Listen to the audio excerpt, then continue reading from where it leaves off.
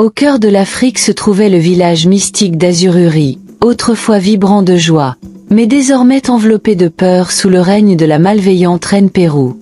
La reine Pérou, une sorcière au grand pouvoir obscur, régnait sur Azururi d'une main de fer.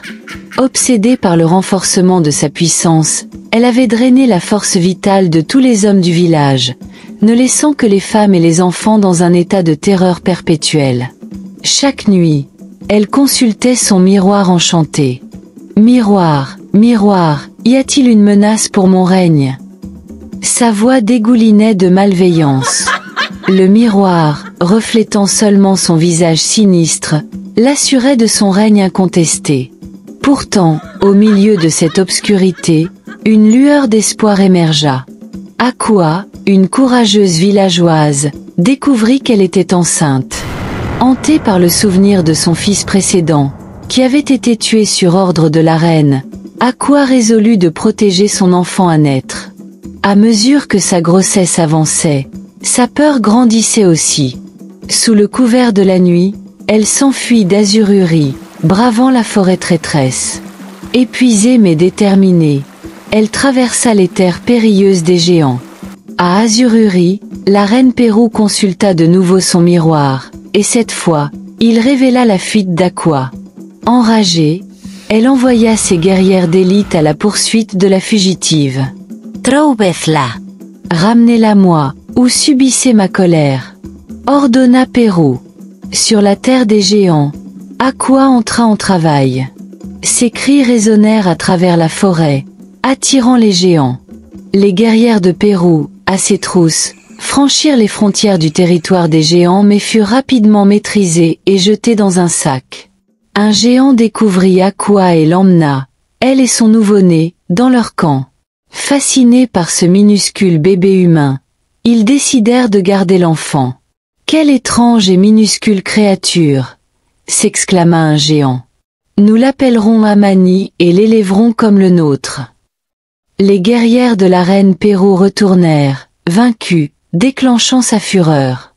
Désespérée, elle chercha conseil auprès de sa mère, Adadi, une puissante sorcière vivant au plus profond de la forêt. Pour assurer ton règne, tu dois voyager dans le passé et éliminer la mère des géants, révéla Adadi. Ce n'est qu'en coupant la lignée des géants que ton royaume restera invincible, expliqua-t-elle. Je suis prête à tout, répliqua Pérou, déterminée. Adadi invoqua un portail, et sans hésitation, Pérou entra dans un passé inconnu. Accomplis ta mission et appelle-moi pour revenir, exhorta Adadi. Naviguer dans le passé se révéla difficile pour Pérou, chaque jour là-bas équivalent à une année dans le présent. Pendant ce temps, dans le royaume des géants, Akua et d'autres femmes furent réduites en esclavage, devenant une à une la nourriture des géants. Akua, bien que résignée à son sort, trouvait du réconfort dans la survie de son enfant. Tragiquement, elle fut finalement tuée et dévorée par les géants. Dans le présent, Amani grandit sous les soins de Fanta, une femme bienveillante également asservie par les géants. Bien que petit, l'esprit d'Amani était indomptable, et son destin s'entremêlait avec l'avenir d'Azururi. En grandissant, il absorbait la sagesse et la force des géants, poussé par un appel intérieur à libérer sa patrie. Les années passèrent, et la reine Pérou ne revint pas. Azururi tomba sous la domination sévère d'Adadi. Des rumeurs circulaient parmi les villageois. Certains disaient que Pérou était morte, d'autres croyaient qu'elle était piégée dans le passé. Amani, désormais jeune homme, sentit l'appel de ses origines. Guidé par le courage et les enseignements de sa famille géante, Fanta lui raconta les souffrances d'Azururi. Furieux, Amani décida de sauver son village.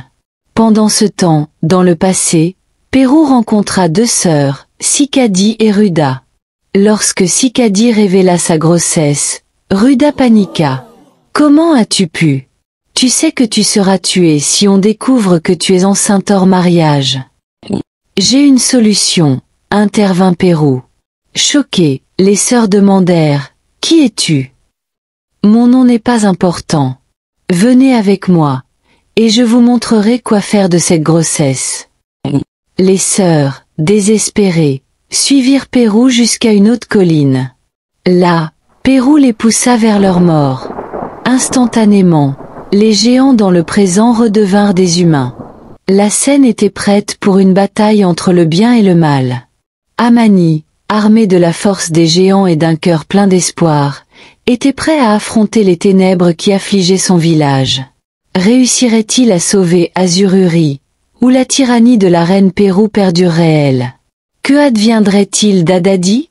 Restez à l'écoute pour assister à l'épopée de bravoure, de magie et au triomphe de la lumière sur les ténèbres dans Amani et la reine maléfique, la légende d'Azururi.